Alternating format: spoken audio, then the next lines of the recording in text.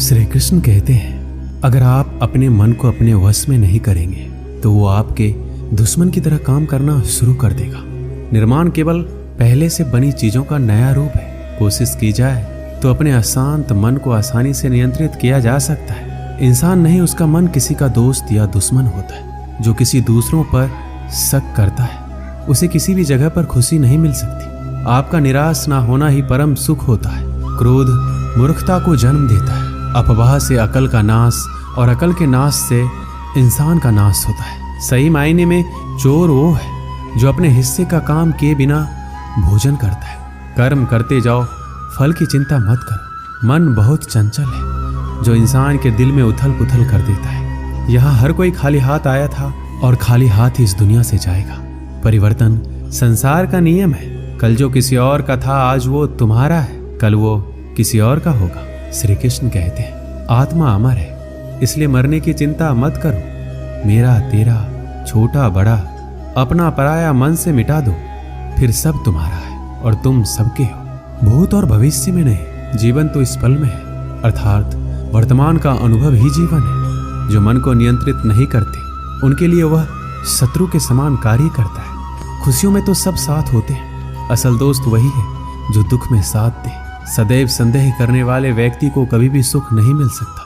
क्रोध से भ्रम पैदा होता है, भ्रम से बुद्धि व्यग्र होती है, तब तर्क नष्ट हो जाता है। जब तर्क नष्ट होता है तब व्यक्ति का पतन हो जाता है। मन अशांत हो तो उसे नियंत्रित करना कठिन है, लेकिन अभ्यास से इसे वश में किया जा सकता है। जिसे तुम अपना समझकर मग्न हो रहे हो, बस यही प्रसन्नता तुम्हारे दुखों का कारण है। श्री कृष्ण कहते हैं, जो कोई भी जिस किसी देवता का पूजा विश्वास के साथ करने की इच्छा रखता है, मैं उसका विश्वास उसी देवता में दृढ़ कर देता हूँ। भगवान प्रत्येक वस्तु में, प्रत्येक जीव में मौजूद है। मैं ही इस सृष्टि की रचना करता हूँ, मैं ही इसका पालन पोषण करता हूँ और मैं ही इस सृष्टि का विनाश करता हूँ। मैं सभी प्राणियों को जानता हूँ, सभी के भूत भविष्य और वर्तमान को जानता हूँ, लेकिन मुझे कोई नहीं जानता। जो मुझे जिस रूप में पूजता है, मैं उसी रूप में उसकी पूजा का फल देता हूँ।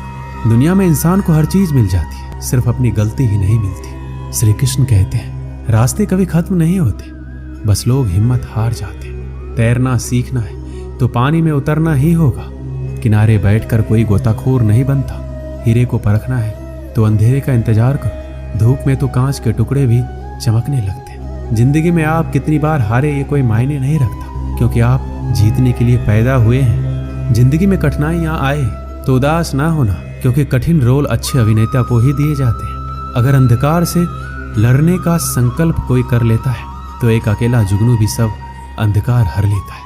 बारिश की बूंदें भले ही छोटी हो, लेकिन उनका लगातार बरसना बड़ी नदियों का बहाव बन जाता है। वैसे ही हमारे छोटे छोटे प्रयास भी जिंदगी में बड़ा परिवर्तन ला सकते हैं। पूरे संसार में ईश्वर ने सिर्फ मनुष्य को ही मुस्कुराने का गुण दिया है। इस गुण को खोइए मत। सफल लोग रास्ते बदलते हैं, इरादे नहीं, और असफल लोग अपने इरादे ही बदल लेते हैं। सभी जीवों में केवल इंसान ही पैसा कमाता है। और कितनी अजीब बात है ये, कोई जीव कभी भूखा नहीं मरता और इंसान का कभी पेट नहीं भरता। विश्वास रखो उस भगवान पे, कभी ज्यादा मांगो नहीं, कम वो कभी देगा नहीं। सारे सबक किताबों में नहीं मिलते, कुछ सबक जिंदगी भी सिखाती है। जिंदगी में रिस्क लेने से कभी मत डरो, या तो जीत मिलेगी या हार भी गए तो सीख मिलेगी। शानदार जिंदगी जीने के दो ही तरीके हैं, जो पसंद है उसे हासिल करो, नहीं तो जो हासिल है उसे पसंद करो। मेरी सफलता को देखकर हैरान है बहुत लोग, किसी ने मेरे पांव के छाले नहीं देखे। अगर सफलता चाहिए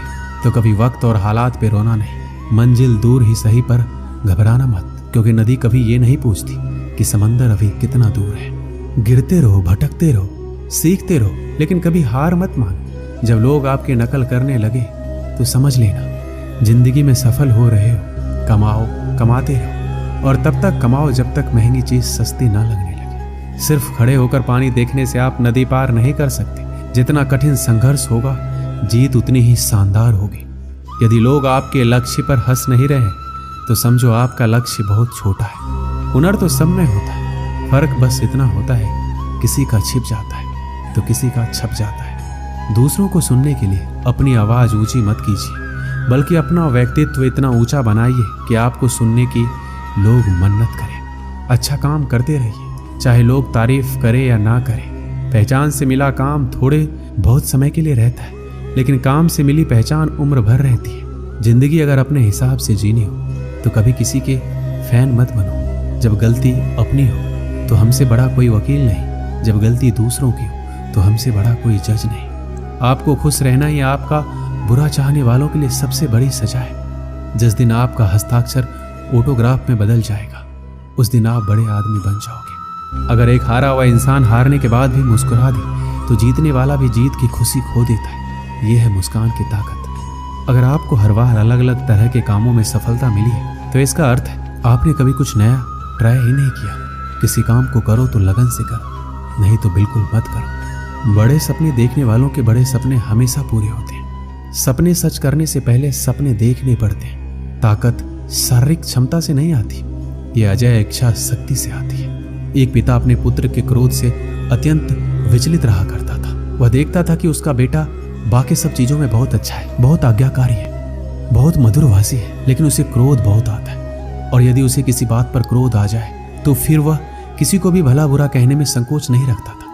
पिता ने अपने पुत्र को समझाने का एक तरीका ढूंढा। उसने अपने पुत्र को एक सुबह अपने पास बुलाया और उसे कुछ कील से भरा हुआ एक डब्बा दिया। डब्बा देते हुए अपने पुत्र से इतना पूछा, बेटा तुम मेरी एक छोटी सी बात मानोगे? पुत्र ने कहा, जरूर मानेंगे, क्या चाहते हैं आप? तो उसने अपने बेटे को कहा, तुम्हें जब भी क्रोध आए तो क्रोध पर काबू करने की कोशिश करो, लेकिन यदि फिर भी क्रोध करते हो तो एक कील इस दीवार में ठोक देना। तुम्हें दिन में जितनी बार गुस्सा आए उतनी बार इसी तरह करो। लड़के ने हामी भर दी। पहले दिन लड़के को बहुत क्रोध आया। उसने दीवार में एक ही दिन में लगभग 20 के आसपास कील ठोक दी, लेकिन आगे आने वाले दिनों में दीवार पर लगने वाली कील की संख्या घटने लगी। एक दिन ऐसा भी आ गया जब उस दीवार में एक भी कील ठोकने की जरूरत नहीं पड़ी, क्योंकि लड़के ने समझ लिया था कि कील ठोकने से आसान है क्रोध को रोक लेना। जब यह स्थिति 2-4 दिन बनी रही तो उसने अपने पिता से जाकर इस बात को कहा। अब उसे दीवार में कील ठोकने की जरूरत नहीं पड़ती है। पिता ने उसे शाबाशी दी और कहा, अब जब तुम्हें कोई कुछ कहता है और तुम्हें लगता हो कि तुमने उस खराब लगने वाली बात पर भी क्रोध करने से रोक लिया है स्वयं को, तो ऐसे हर प्रयास के लिए दीवार से एक कील निकाल लो। लड़के ने ऐसा ही किया। दिन बीतते गए। एक दिन ऐसा भी आ गया, बेटे ने दीवार से सारी कीलें हटा दी। फिर पिता को जाकर सारी बातें कही। पिता दीवार के पास आए और अपने बेटे को समझाते हुए कहा, बेटे, शब्दों के पास एक अपनी शक्ति होती है और वो शक्ति ये है कि ये वापस नहीं लिए जा सकते। किसी को भला बुरा कहने के बाद तुम उससे लाख माफी मांग लो, लेकिन इन दीवारों में बनी सुराग की तरह घाव फिर भी बना रहता है। इसलिए किसी को भी क्रोध में कुछ बुरा कहने से बचो। बेटा अपने पिता की दी हुई सीख से गदगद हो गया। उसने आगे से अपने क्रोध और वचन पर नियंत्रित करने की प्रतिज्ञा ले ली। हमें उत्तेजना के क्षणों में किसी को भी अपशब्द तथा अप्रिय नहीं कहना चाहिए। इससे बनने वाला घाव 1000 माफी मांगने से भी नहीं भरता है। दोस्तों, सीखने की प्रक्रिया कभी खत्म नहीं होती। आदमी जीवन पर्यंत सीखता रहता है, कुछ अपने अनुभवों से, कुछ दूसरों को देखकर तथा किताबों को पढ़कर। मुझे पूरा विश्वास है इस कहानियों के माध्यम से आप जरूर कुछ सीखे होंगे। मिलते हैं अगली वीडियो में। अपना ख्याल रखिएगा। जय श्री कृष्ण।